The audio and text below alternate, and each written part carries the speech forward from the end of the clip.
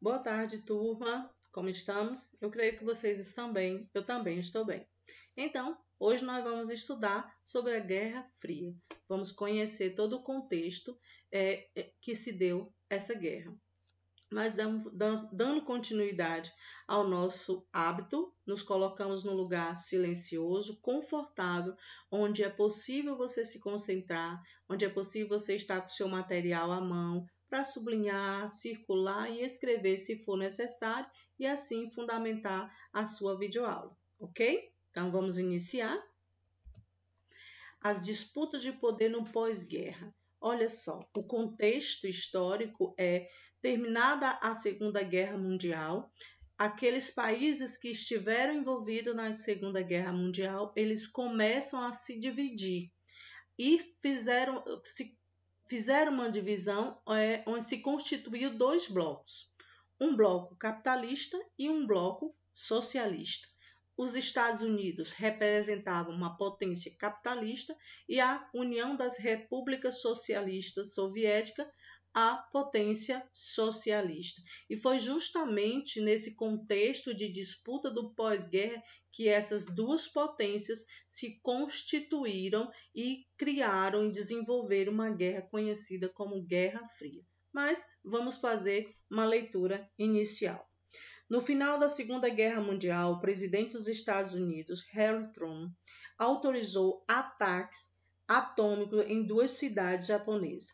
Foi justamente esse ataque que aconteceu que colocou os Estados Unidos, vamos dizer assim, como uma potência militar.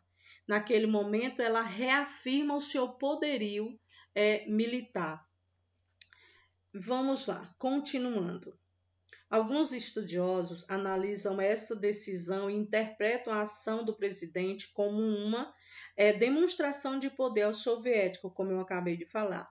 Naquela época, os Estados Unidos representavam uma importante potência capitalista e a União das Repúblicas Socialistas Soviéticas, como futura parte do grupo vencedora, como potência socialista. Mas vamos entender.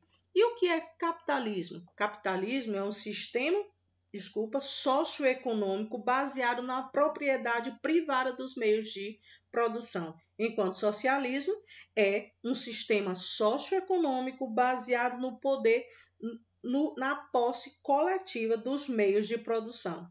Dois sistemas socioeconômicos com diferentes características. E essas potências representavam cada um desses sistema socioeconômico. O início da Guerra Fria. Então, como se deu o início da Guerra Fria? Ela se deu a partir da disputa pela hegemonia mundial. Essas potências buscaram se reerguer mundialmente, ser reconhecida como potências mundialmente. De um lado, uma potência capitalista e do outro, uma potência socialista. E aí desenvolveram seus embates ideológicos, políticos e militar. E aí se constituiu dentro desses embates a Guerra Fria. Ou seja, não foi uma guerra militarmente, não foi um conflito militar direto, mas sim um conflito e embate ideológico, embate político e econômico, onde essas duas potências elas começam a se organizar com os seus discursos, com as suas políticas e com a sua economia, para que elas crescessem e se desenvolvessem e tomassem e seguisse a sua hegemonia. E justamente dentro desse contexto é que aí se dá a Guerra Fria. Mas acontece a Conferência de Potsdam em 1945. Nessa conferência é como um documento onde representantes das duas potências, mais precisamente da potência capitalista, que alerta sobre os perigos de uma possível dominação soviética e um avanço do socialismo. Essa conferência foi uma organização de vários representantes dessa potência capitalista, chama atenção, olha, cuidado para os perigos de uma dominação soviética e um avanço do socialismo. E aí veio a doutrina Truman e vamos entender sobre as influências das ideias de Truman. Em 1947, o presidente dos Estados Unidos, Harry Truman, definiu novas orientações em suas políticas governamentais, visando frear o avanço socialista em outros países. Essa proposta ficou conhecida como doutrina Truman, e essa doutrina foi criada em 1947. Um mundo polarizado, ou seja, inicia-se a Guerra Fria, onde se divide o mundo, ou seja, há uma polarização, dois blocos buscando a hegemonia política, militar e econômica. De um lado, nós temos a Organização do Tratado do Atlântico Norte, que está interligada com as potências capitalistas, e o Pacto de Varsóvia, que está interligado com a potência socialista. Mas vamos entender isso dentro do contexto. A doutrina Truman instituiu uma política de apoio aos Estados Unidos ao bloco capitalista, que foi reforçada em 1949 por um acordo que ficou conhecido como Organização do Tratado do Atlântico Norte, OTAN. O acordo reuniu países capitalistas, incluindo a Alemanha Ocidental, que pretendia se unir militar e economicamente para frear o avanço do socialismo. Nós vamos entender esse mundo polarizado, um mundo marcado por dois blocos. E esses blocos, buscavam a hegemonia política, militar e econômica. De contrapartida, surge aí o Pacto de Varsóvia, acordo que unia países do leste europeu de inclinação socialista como Polônia, Alemanha Oriental, Tchecoslováquia, Hungria, Romênia e Bulgária. A Guerra Fria é marcada por esse mundo polarizado, ou seja, por esse mundo dividido em blocos.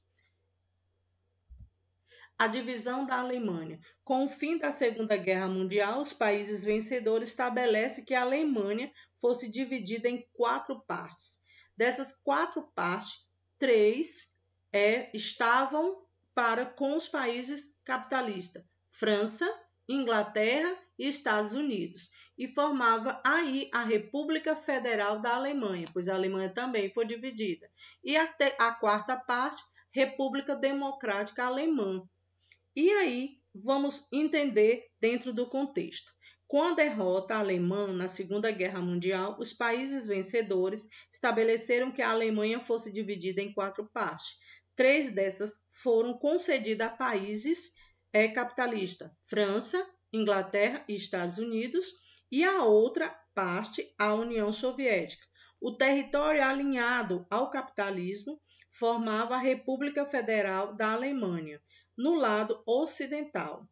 Já o território alinhado ao socialismo formava a República Democrática Alemã no lado oriental. Então, com o fim da Segunda Guerra Mundial, há um acordo que diz que a Alemanha precisa ser dividida. Nessa divisão, 3 partes estavam para países, 3 países capitalistas, França, Inglaterra e Estados Unidos, e uma outra parte que a Alemanha foi dividida, a República Federal da Alemanha, que ficou com os países capitalistas. E a 4ª parte, que também foi a divisão da Alemanha, ficou República Democrática Alemã, que foi o lado oriental. Muro de Berlim.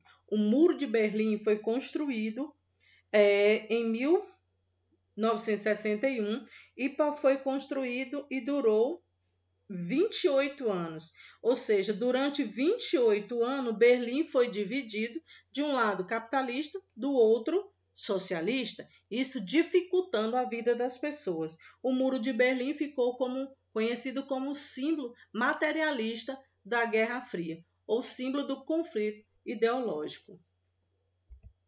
As disputas tecnológicas, bélicas e culturais. Como a Guerra Fria não foi propriamente uma disputa militar direta, houve as disputas tecnológicas desses blocos quais eram aqueles que se sobressaíam tecnologicamente falando, belicamente e culturalmente. E para isso a indústria cinematográfica ela se sobressai nas suas propagandas, exaltando esses blocos, fazendo com que esses blocos se sobressaíssem um ao outro. A televisão também foi utilizada para difundir essas tecnologias, essas disputas, e através dos esportes, onde os representantes desses países buscavam os primeiros lugares.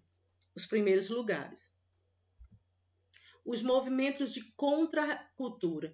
Embora houvesse naquele momento um contexto extremamente arredio, por conta da Guerra Fria, havia movimentos de contra-reforma, movimentos que não aceitavam aquela situação.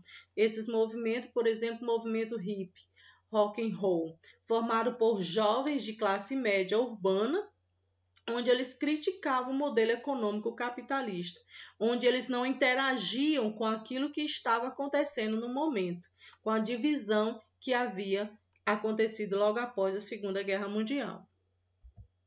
A luta pela igualdade acontecia de que forma? A luta pela igualdade acontecia nos movimentos também de contra-reforma, mas foi muito mais forte nos movimentos onde buscava a igualdade entre negros e brancos. E quem representava esse movimento, essa luta? Martin Luther King Jr. E ele buscava justamente fazer com que houvesse o fim da discriminação entre negros e brancos e buscava também a união harmônica entre esses dois grupos. Martin Luther King organizou manifestações pacíficas nos Estados Unidos, além de estipular boicotes aos meios de transporte que discriminassem passageiros de acordo com critérios étnicos. Ele também proferiu discursos incentivando a população a se mobilizar a favor da igualdade. É importante entender que essa luta ela não se deu em conflito armado.